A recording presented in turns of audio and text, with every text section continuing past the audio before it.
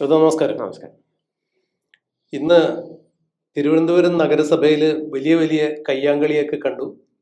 ഇതിനു മുൻപ് കൃത്യം ഒരാഴ്ച മുമ്പാണ് നഗരസഭയിലെ സത്യപ്രതിജ്ഞ ചെയ്ത ഏതാണ്ട് 16 അംഗങ്ങളുടെ സത്യപ്രതിജ്ഞ കോടതി റദ്ദ് ചെയ്തത്.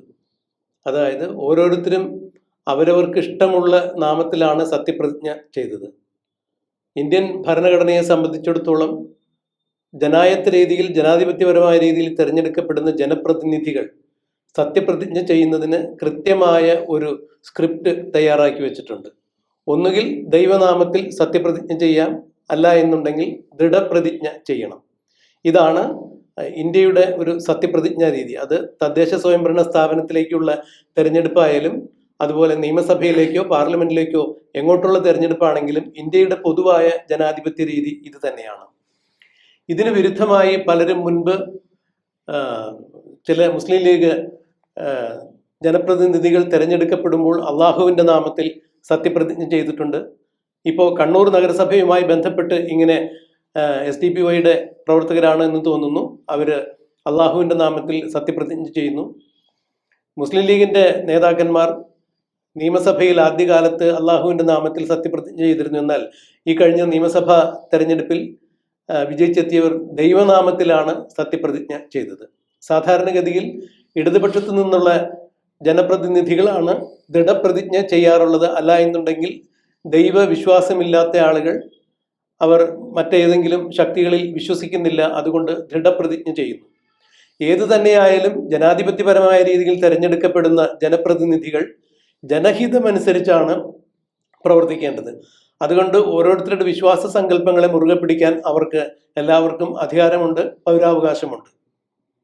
ഈ ഭരണഘടന വിഭാവനം ചെയ്യുന്ന തരത്തിലുള്ള അല്ലെങ്കിൽ ഭരണഘടന അനുശാസിക്കുന്ന വിധത്തിലുള്ള സത്യപ്രതിജ്ഞ മാത്രമേ അനുവദനീയമായിട്ടുള്ളൂ. അതുകൊണ്ടാണ് അത്തരത്തിൽ സത്യപ്രതിജ്ഞ ചെയ്യാതിരുന്ന തിരുവനന്തപുരം കോർപ്പറേഷനിലെ കൗൺസിലേഴ്സിന്റെ സത്യപ്രതിജ്ഞ റദ്ദ് ചെയ്തുകൊണ്ട് കോടതി ഉത്തരവിട്ടത്. എന്നാൽ ജസ്റ്റിസ് PV കുഞ്ഞികൃഷ്ണൻ അവർക്കൊരു വലിയൊരു ആനുകൂല്യം ചെയ്തു കൊടുത്തു. 2 ആഴ്ചയ്ക്ക് ശേഷം വീണ്ടും ഇവർക്ക് എല്ലാവർക്കും സത്യപ്രതിജ്ഞ ചെയ്യാം, അതുവരെ ഇവർക്ക് കൗൺസിലേഴ്സ് എന്ന രീതിയിൽ തുടരാനാവും. എന്നാൽ അധികാരങ്ങളൊന്നും തന്നെ ഉണ്ടാകില്ല എന്നാണ് പറഞ്ഞിരിക്കുന്നത്. ഇവിടെ കണ്ണൂർ സമാനമായ രീതിയിൽ ഒരു പ്രശ്നം വന്നു കഴിഞ്ഞപ്പോൾ അതും കോടതി കയറുന്നു എന്നുള്ളതാണ് ഇപ്പോൾ മനസ്സിലാക്കാൻ കഴിയുന്നത്.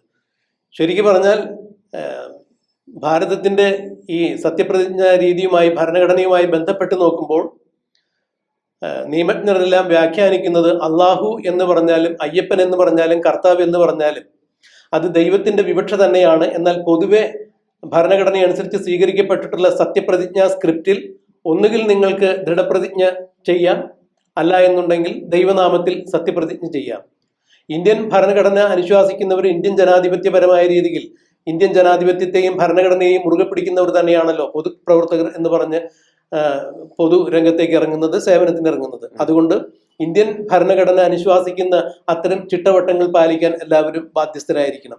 ഇവിടെ തിരുവനന്തപുരം നഗരസഭയിലായാലും കണ്ണൂർ നഗരസഭയിലായാലും അള്ളാഹുവിന്റെ പേരിലോ പരമശിവന്റെ പേരിലോ അല്ലെങ്കിൽ തിരുവല്ലം പരശുരാമന്റെ പേരിലോ ആറ്റുകാലമ്മയുടെ പേരിലോ എല്ലാം എടുത്ത സത്യപ്രതിജ്ഞ കോടതി റദ്ദാക്കി വീണ്ടും ഒന്നുകിൽ ദൃഢപ്രതിജ്ഞയോ അല്ല എന്നുണ്ടെങ്കിൽ ദൈവനാമത്തിലോ സത്യപ്രതിജ്ഞ ചെയ്യണം എന്നാണ് കോടതി പറഞ്ഞിരിക്കുന്നത്. എങ്ങനെയാണ് ഒരു മാധ്യമപ്രവർത്തകൻ എന്ന രീതിയിൽ ഗൗതം ഇതിനെ നോക്കിക്കാണുന്നത്? ദൈവത്തെ യഥാർത്ഥത്തിൽ വേണ്ട രീതിയിൽ ആരും മനസ്സിലാക്കിയിട്ടില്ല എന്നതാണ് വാസ്തവം. അതുകൊണ്ടാണ് ഈ ദൈവങ്ങളുടെ പേരിൽ ഇപ്പം അനാവശ്യപരമായിട്ടുള്ള വിവാദങ്ങൾ നടക്കുന്നത്. നമുക്കറിയാം, താങ്കൾ നേരത്തെ പറഞ്ഞ പോലെ തിരുവനന്തപുരം കോർപ്പറേഷനിൽ ഹിന്ദു ദൈവങ്ങളുടെ പേരിൽ കുറേയധികം കൗൺസിലർമാർ സത്യപ്രതിജ്ഞ ചെയ്യുന്നു. അത് ഹൈക്കോടതി റദ്ദ് ചെയ്യുന്നു. വീണ്ടും അവർക്ക് സത്യപ്രതിജ്ഞ ചെയ്യാനായിട്ട് ഒരു അവസരം ഒരുക്കി കൊടുക്കുന്നു. അപ്പം ഇവിടെ സംഘപരിവാർ സംഘടനകൾ, പ്രസ്ഥാനങ്ങൾ ചോദിക്കുന്ന ഒരു ചോദ്യം, കണ്ണൂർ കോർപ്പറേഷനിൽ ഇതേപോലെ കൗൺസിലർമാർ അള്ളാഹുവിൻ്റെ നാമത്തിലാണല്ലോ സത്യപ്രതിജ്ഞ ചെയ്തത്, അവരെയും ഇതേപോലെ അസാധുവാക്കേണ്ടതല്ലേ? അതിന് കോടതിക്ക് സാധിക്കുമോ എന്നുള്ളതാണ്. അപ്പം അതിൻ്റെ പേരിൽ ഇപ്പം പരാതി നൽകിയിരിക്കുകയാണ്. അത് അസാധുവാക്കണം എന്നുള്ളതാണ് അവരുടെ ആവശ്യം. അപ്പം ഇതിന് ഇവർ കാണിക്കുന്ന ഒരു ന്യായം എന്ന് പറയുന്നത് 2006 ഇതേപോലെ മുസ്ലിം ലീഗ് അടക്കം പല സ്ഥലങ്ങളിൽ സത്യപ്രതിജ്ഞ ചെയ്തിട്ടുണ്ട് അള്ളാഹുവിന്റെ പേരിലൊക്കെ. അന്നേരമൊക്കെ കോടതി പറഞ്ഞിരിക്കുന്നത് അള്ളാഹുവിന്റെ പേരിൽ സത്യപ്രതിജ്ഞ ചെയ്യുന്നതിൽ കുഴപ്പമില്ല. കാരണം ദൈവം എന്ന് പറയുന്നത് അവരവര് വിശ്വസിക്കുന്ന ഓരോ ദൈവങ്ങളുണ്ടാവും. ദൈവങ്ങൾ അങ്ങനെയാണ് ആളുകൾ കാണുന്നത്. ആ രീതിയിൽ സത്യപ്രതിജ്ഞ ചെയ്യാനെന്നുള്ളതാണ്. പക്ഷേ 2006 കോടതി കൈക്കൊണ്ട ആ നിലപാട് എന്തുകൊണ്ട് തിരുവനന്തപുരം കോർപ്പറേഷനിൽ ഹിന്ദു ദൈവങ്ങളുടെ പേരിൽ സത്യപ്രതിജ്ഞ ചെയ്തപ്പോൾ അങ്ങനെ ഒരു വിധി ഉണ്ടായില്ല, മറിച്ചൊരു വിധി ഉണ്ടായി എന്നുള്ളതാണ് ഇവിടെ സംഘർഷഭരിതമായിട്ട് മാറിത്തീരുന്നത്. അതുകൊണ്ട് ഇപ്പൊ കണ്ണൂർ കോർപ്പറേഷനിലെ സത്യപ്രതിജ്ഞയും റദ്ദ് ചെയ്യണം. നമുക്കറിയാം VD സർക്കാരിന്റെ സത്യപ്രതിജ്ഞ അത് വളരെ വ്യത്യസ്തമായിട്ടുള്ള സത്യപ്രതിജ്ഞകളായിരുന്നു. പല രീതികളുമുണ്ട്. അതിൽ വന്ദേമാതരം മുഴുവനായിട്ട് ആലപിക്കുന്നു, അത് വിവാദമാകുന്നു. അതോടൊപ്പം തന്നെ സാധാരണ മുസ്ലിം ലീഗ് നേതാക്കളൊക്കെ സത്യപ്രതിജ്ഞ ചെയ്യുമ്പം തുർക്കി തൊപ്പിയും അതോടൊപ്പം തന്നെ അള്ളാഹുവിന്റെ നാമത്തിൽ നിന്നൊക്കെയായിരുന്നു പറയാറുണ്ടായിരുന്നത്. അതൊന്നും ഈ VD സർക്കാരിന്റെ സത്യപ്രതിജ്ഞയിൽ കണ്ടിട്ടില്ല. ദൈവത്തിന്റെ നാമത്തിൽ എന്നുള്ള രീതിയിലുള്ളൊരു പ്രവണതയായിരുന്നു. അതൊക്കെ വലിയ രീതിയിൽ മതേതര സമൂഹം ഉൾക്കൊണ്ടിട്ടുള്ള ഒരു നിലപാടുകളായിരുന്നു, കാഴ്ചപ്പാടുകളായിരുന്നു. പക്ഷെ അതിൽ നിന്ന് വ്യത്യസ്തമായിട്ടാണ് ഈ ഒരു സംഭവങ്ങളൊക്കെ രൂപപ്പെട്ടിരിക്കുന്നത്. അപ്പൊ ഇത് അടിസ്ഥാനപരമായിട്ട് അനാവശ്യപരമായിട്ടുള്ളൊരു ചർച്ചയായിട്ടാണ് ഞാൻ ഇതിനെ കാണുന്നത്. കാരണം പരമശിവനായാലും അള്ളാഹു ആയാലും യേശു ക്രിസ്തു ആയാലും ഇതെല്ലാം ദൈവങ്ങൾ തന്നെയാണ്. പേരുകളിലുള്ള വ്യത്യാസം മാത്രമേ ഉള്ളൂ എന്നുള്ളതാണ്. അപ്പൊ ഈ പേരുകളിലുള്ള വ്യത്യാസം മാത്രം വെച്ചുകൊണ്ട് അനാവശ്യപരമായിട്ടുള്ള തർക്കങ്ങളിലേക്ക് പോകുന്നത് ഒരു മതേതര ജനാധിപത്യ സമൂഹത്തിന് ഒട്ടും ശുഭകരമല്ലാത്ത ഒരു സാഹചര്യം, ഒരു സംഗതിയാണ്. പക്ഷെ ഇവിടെ അനാവശ്യപരമായിട്ട് ദൈവത്തിന്റെ പേരിൽ വിവാദമാവുകയാണ്. അപ്പോൾ 2006 മുസ്ലിം ലീഗിന് അത്തരത്തിൽ സത്യപ്രതിജ്ഞ ചെയ്യാനായിട്ട് അള്ളാഹുവിന്റെ പേരിൽ സത്യപ്രതിജ്ഞ ചെയ്യാൻ ഒരു അവസരം ഉണ്ടായിട്ടുണ്ടെങ്കിൽ തീർച്ചയായിട്ടും സംഘപരിവാർ പ്രസ്ഥാനങ്ങൾക്ക് ആവശ്യപ്പെടാം, ഞങ്ങൾക്കും എന്തുകൊണ്ട് ഹിന്ദു ദൈവങ്ങളുടെ പേരിൽ സത്യപ്രതിജ്ഞ ചെയ്തുകൂടാ എന്ന്. അപ്പോൾ അതൊരു ന്യായമുണ്ട് അവിടെ. അപ്പോൾ ഈ ഒരു വിഷയത്തിൽ കണ്ണൂർ കോർപ്പറേഷനിലെ വിഷയത്തിൽ കോടതി എന്ത് നിലപാടെടുക്കുന്നുള്ളത് കാത്തിരുന്ന് കാണേണ്ട ഒരു കാര്യമാണ്. തീർച്ചയായും ഇവിടെ ഗൗതം പറഞ്ഞതുപോലെ ദൈവത്തെ പോലും വർഗീയവൽക്കരിക്കുന്ന രീതിയിലേക്കുള്ള ചില മാറ്റങ്ങളാണ് സമൂഹത്തിൽ വന്നുകൊണ്ടിരിക്കുന്നത്.